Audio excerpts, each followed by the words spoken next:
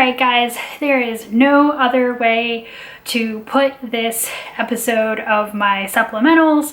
I have been reading a lot of books about conspiracies and extremism in the United States and beyond, and it's a themed episode, and it's gonna be how it's gonna be. We're gonna touch on a wide range of things. It's gonna be a little wild. Yeah, there's no way to get started on this, so we'll just go. So starting on the conspiracy side of things, a little bit of lighter fare as it is, I read Pegasus, How a Spy in Your Pocket Threatens the End of Privacy, Dignity, and Democracy, co-written by Laurent Richard and Sandrine Rigaud. Like I said, light reading, as you can see from the title. I actually came across this book because I watched a two-part documentary from PBS Frontline, which was available and remains available for free on YouTube from the PBS Frontline YouTube channel. And it was about this spyware called Pegasus that was being put on people's phones throughout the world, bugging them and basically giving governments free and full access to people's phones and everything they were seeing and hearing and sending.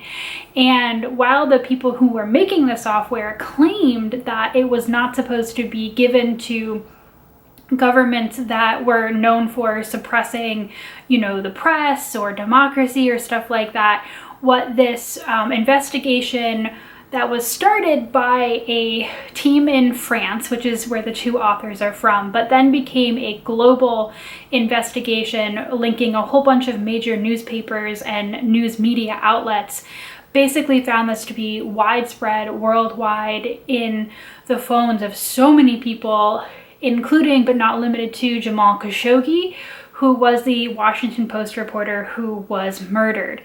And so it's a lot of things.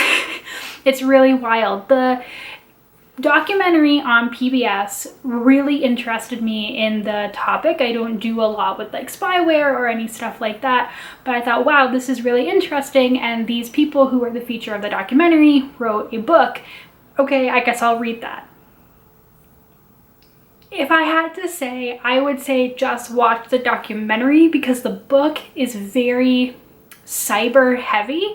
So I suppose if you're interested in how this software works, how it was coded, how they cracked it, how they hacked it, maybe this is of interest. But for the topic matter, and indeed, you just go back to the title, threatening the end of privacy, dignity, and democracy.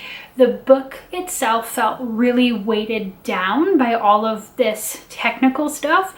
And it really felt like it was hard to remember sometimes that there was this really incredible, powerful, scary thing that Pegasus does and was being used for. So again, I'm not a big person on like cybersecurity, technology, all that kind of stuff. So maybe if that's more up your alley, then you will be more interested in it. But as a matter of journalism, it's still really interesting that these people uncovered this giant technological conspiracy essentially. But again, highly recommend the PBS Frontline documentary and maybe not so much the book. Moving to a online conspiracy that became an offline movement, I read Trust the Plan, The Rise of QAnon and the Conspiracy That Unhinged America by Will Sommer. Now, I'm not familiar with Will Sommer's work, but I mentioned that I was reading this book to someone and they went, oh my gosh, I love Will Sommer's writing.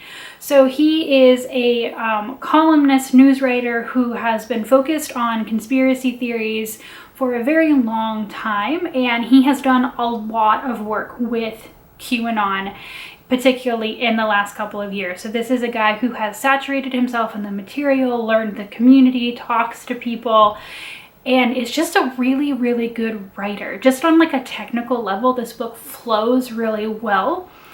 And I'll talk about some of the other stuff, but I think the key thing throughout this book for me is keeping the human face of it at the forefront. Will Sommer, because of his preeminence writing about the QAnon movement, gets contacted by people who have lost family members to QAnon. And he is asked by them, like, what can I do? How can I get them back? Like, we can't talk anymore because of this. And he's so good at, even while he's discussing the big movement, the technicalities, what the theories are, all that kind of stuff, to really just keep like a very human face on it, which I really appreciated. If that kind of thing is something that you're interested in, there is a documentary on HBO called This Place Rules, which also is really good at keeping the human faces to the front, particularly whole families that are QAnon believers who give interviews to the guy who makes that documentary and explain what they believe and why they believe it before and after January 6th. It's really interesting. I feel like the book in general told me more than I had known before. And again, I hadn't read deeply on QAnon, but I have watched that documentary. I also watched a different documentary on HBO Max called Q Into the Storm. And this is a documentary that purports to like reveal the identity of who is Q. And so having watched that and watched like the rise of the movement through that documentary, I was like, well, what is this book by Will Sommer gonna tell me that I already don't know? Turns out a lot. He deals with that, I think, by like the third of the way into the book.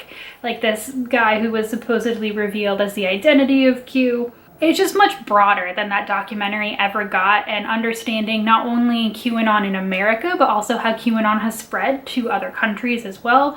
Again, really well written, taught me more than I knew, taught me more than I thought there was to know, and keeps a very human face on it. So if you're looking for something to explain QAnon to you in a better way, I really highly recommend this book. So next we have a book where we are starting to move into the extremism portion of this video. Homegrown: Timothy McVeigh and the Rise of Right-Wing Extremism by Jeffrey Toobin. Now, I picked this book up mostly because I know of Jeffrey Toobin and I know that his previous work has been really well received, and I thought, oh, this is really interesting, framing the rise of right-wing extremism in America via Timothy McVeigh, the guy who did the Oklahoma City bombing and during the Clinton administration. I was not necessarily like cognizant for that, but obviously I know the story and how awful it was, and I realized that I didn't really know that much about it. So I thought, oh, this will like do double duty and potentially be very interesting on two fronts. I think that the subtitle of this book, Rise of Right-Wing Extremism, does this book a disservice in an advertising way. This book is 90 to 95% about Timothy McVeigh, who he was, how he planned the Oklahoma City bombing, how he pulled it off, and then what happened afterwards, specifically his trial and some interesting things that happened with his lawyers that I had never heard about, stuff like that. It is very much step by step. That's what it's about. If we want to go into why it talks about the rise of right-wing extremism, it's because in the end, like in the concluding chapter, Toobin talks about how really American lawmakers and President Clinton really failed to respond to Timothy McVeigh's actions in the way they should have, by which I mean they framed it as a lone wolf kind of situation where it was just Timothy McVeigh against the world. He wasn't representative of a larger movement, when we know for a fact that he was in contact with many different extremist movements, and they may not have helped him plan it, but they helped inform him, and they were certainly out there. And basically, I think Toobin's point is that if we had been more cognizant of that kind of sentiment rising at that point, we would have been better equipped to deal with it as it grew, rather than saying, like, we're just gonna call him a lone wolf and not really touch it after that. As long as you are interested in the story of Timothy McVeigh and what happened and how he happened and how someone could have possibly come to the belief that that bombing was the way to go and why, then this book is for you. And in that case, it is very well written, very engaging. I listened to the audiobook, obviously, and I could listen to it for long stretches of time. It was incredibly engaging, even in that form. So again, I think you just have to realize what you're in for, and it's not really what it claims in that subtitle, this broader thing, but it really is a well-written, well-researched, procedural, human story of a very, very evil deed, and yeah, how America reacted to it and maybe what we could have done better, but mostly just about the events itself. Okay, moving on to a different type of extremism. We have Preparing for War, The Extremist History of White Christian Nationalism and What Comes Next by Bradley Onishi. Now, I mostly put this book on hold because I wanted to check it out for me and my research partner in our project. And like, is it interesting? What is this book about? Because really I only saw the cover, which is quite interesting in the title. And I was like, oh, this could be interesting, or it could just be sensationalism, and I'm not sure. What I then realized was that Bradley Onishi is an academic. He hosts a podcast about white Christian nationalism, and he also used to be an evangelical Christian. So he is someone who has devoted his entire life to studying this, and also has a deep history. He actually used to be a pastor. So he has a very deep connection to this topic and to religion and to just the general interest in the historical, socio-cultural, political context of the way that he grew up. I mentioned in some other episodes that we've also read Jesus and John Wayne, How White Evangelicals Corrupted a Faith and Fractured a Nation by Kristen Kobes Dumez, and then more recently Testimony, Inside the Evangelical Movement That Failed a Generation by John Ward. And Jesus and John Wayne was very like, here's the facts and here's the history, and Testimony was very much like, this is my life's story. And what I think this book does really well is it marries those two things, where, like I said, Onishi is an academic. He's very interested in the history. It's basically a recap of white Christian nationalism from Goldwater to now. And at the same time, it includes his personal history, how he was personally infected by this, the things that he learned growing up, and the things that he has looked into, researched since he became a religious studies scholar, started doing his podcast, all that kind of stuff. So for me, it was the perfect blend in the middle, and it filled in gaps for me that both of those books left behind, because he was able to explain the history and also explain his personal engagement with that kind of stuff and how you can grow up in it and where it comes from. And it was exceptionally well written. I can totally understand how he has a podcast that comes through, particularly because I listened to the audiobook. I've not listened to the podcast. I've put it on a list somewhere in my Spotify, but I'm really busy right now, so not right now. I think the one thing about this, and I mean, quite frankly, about all of the books that I've looked at so far, is that while, you know, Onishi puts together a cohesive, urgent analysis, his conclusion is not entirely optimistic. I think all of these books are basically saying, you know, we weren't paying attention to this. It kind of rose up, and now we have to deal with the consequences. So again, it's not necessarily a very happy book. None of the ones that I've really talked about necessarily are optimistic, but one of the reasons that I engage with history books like this is to learn and to understand how we can learn from those things and be more aware, and that's just kind of like the hope I have to run with. But that is why I wanted to end with this last book, which is a brand new release from Rachel Maddow, Prequel, An American Fight Against Fascism.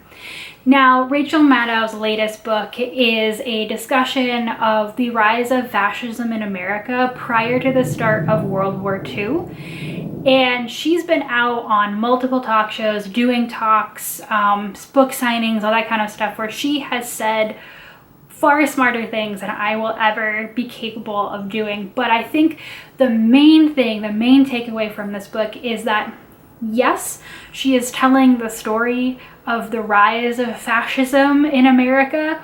And at one point I actually texted one of my friends. I was like, this book is telling me so many things I didn't know, and I'm honestly forgetting that America didn't join the German cause in World War II, because it's so focused on so many things about people who supported Hitler and Nazi Germany and in America that you never ever hear about, and that, you know, it's not necessarily uplifting, but what is uplifting is the stories that she relates, and she actually gives tons of further reading on these stories that I'm really interested in, of people who, like regular Americans, who said, no, not on my watch. And even at this point, when the American government really didn't want to pick a side, because you know, we, much like in World War I, there was a lot of sentiment in the country, don't get involved in Europe's wars, especially now after World War I. America did not want to go back in to another one, lose more men, more people. But there were these people who said, I don't care that the government isn't paying attention to this, I'm paying attention to this, I care about this. Regular people who recruited like their own spy rings or did their own investigations, and they knocked and they knocked and they knocked at the door of the government and the military until they basically demanded that they be paid attention to. Or lawyers who, in the face of the Justice Department kind of wanting to like push some things under the rug, said, absolutely not. Like, I had a career and this might blow up my career, but I'm absolutely going to stand on this principle. So again, I wanted to end with this book because despite the title, despite the cover, which looks quite severe, it's probably one of, if not the only, like optimistic book on this list, because, you know, it really is focusing on these terrible things were happening and these terrible things are being said, and our history could have gone a very different way, but there were regular Americans, multiple, all across the country, regular Americans who stood up and said, not on my watch. And the book itself, really, really well written, really engaging. I was listening to the audiobook and I just never wanted to hit pause. Rachel Maddow narrates the audiobook herself, and I hear her like personality come through sometimes, and it was just really good. And after all of the books on this list, it was something I kind of needed to have, that, like, you know, kind of more, not entirely, but more positive ending about how amazing Americans can be, even in the face of some not great American action. This list has been a lot of things, but potentially maybe there's something in there that interests you, or maybe you just watch this video so that you could hear me talk about these things and you don't have to read these books yourself.